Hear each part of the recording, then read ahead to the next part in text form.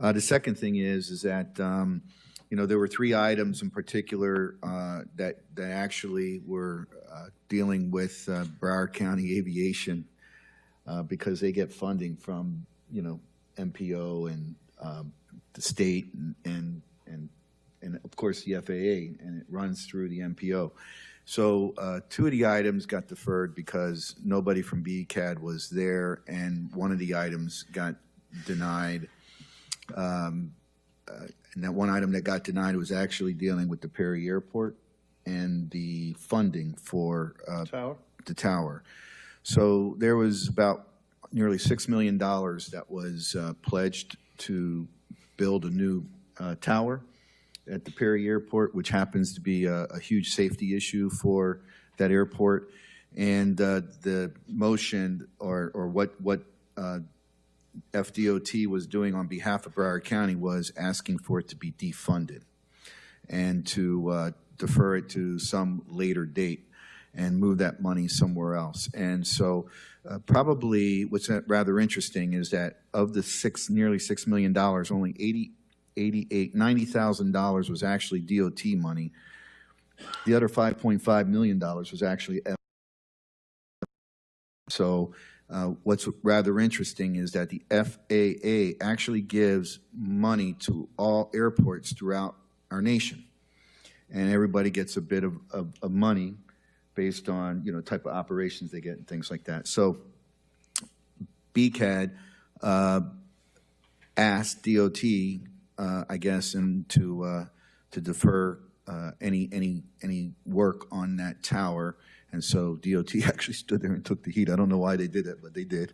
And so that item actually got denied. And my colleagues on the MPO board voted unanimously to not defund and to retain the funding in order to have the tower built over at Perry Airport. It's supposed to be built starting like now. So we're going to find out what happens with that next, but it certainly is something that we believe is very, very important to the airport because it shows that we're concerned about the safety, and this is a good step towards ensuring that there is safety. If I may, Mayor, on very, very brief on this. I was disappointed in the defunding position that was taken. I appreciate the MPO doing its part. Now, Director Gale said that, and this is encouched in his comments at the town hall about an FAA staff.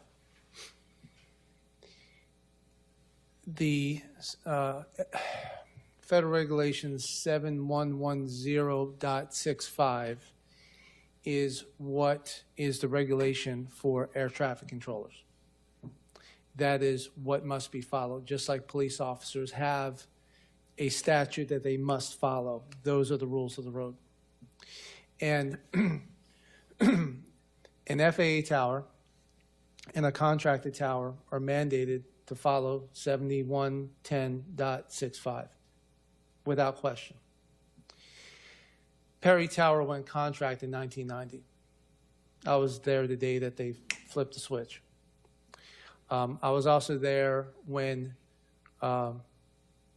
we supported the county's efforts to fight sequestration back in 2014 and fund the tower to keep that going while the Congress figured it all out. Here's the issue with the FAA.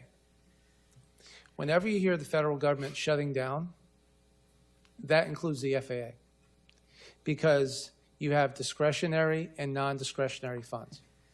The FAA is a part of the National Park Service discretionary funds. So every time Washington goes down, that means that any projects that are planned get pushed out and get pushed out and get pushed out. There was, during the master plan, in 2018, 17, 18, 19, the proposed new tower was a part of that process. It's now 10 years out. And the concern the reason why the FAA just, let's say, well, can't the FAA just go back into the tower now? It no longer meets the FAA standards of working conditions. And so they literally have phones that may not have been changed since the Nixon administration. That's the technology. And so the funding that was available don't need the millions of dollars, just need some of it in order to improve working conditions, like air conditioning, and getting rid of mold and getting rid of water leaks. So I would hope that the county finds a way in their budget this year to put those things on the table, because there's 11 people who go to work every week in that tower to keep the community safe. And if there was an increase in the number of hours of operation, say from a small window from 9 p.m. to 11, that requires 3 additional employees going into that tower, which currently under a contracted tower, they have a maximum under the federal contract, no more than 11 controllers at any facility. So this would be an exception that would have to go through the FAA, and RVA is our contracted vendor. But is it possible and plausible? Yes, but it's going to require a negotiation at the federal government level, not at the BCAD level, in order for those things to move forward. One of the things that we would actually have an opportunity would be able to support the new tower, because of the height, it must come here. So I'm glad to hear that there's support for that at the MPO level. I'm really happy about that. Now, the current height of the tower, they're looking at raising it a few more feet. I'll just leave it at that. It will allow more visual, not from the air standpoint, but actually from the ground. This is important because the human eye can only see so far away horizontally. Okay, so it's actually being able to move aircraft more efficiently on the ground. So I'm happy to hear that the MPO, Commissioner, I'm happy the MPO took that position. I have not found an individual in aviation who is not in the same, who disagrees with the MPO's decision. No. There's not one.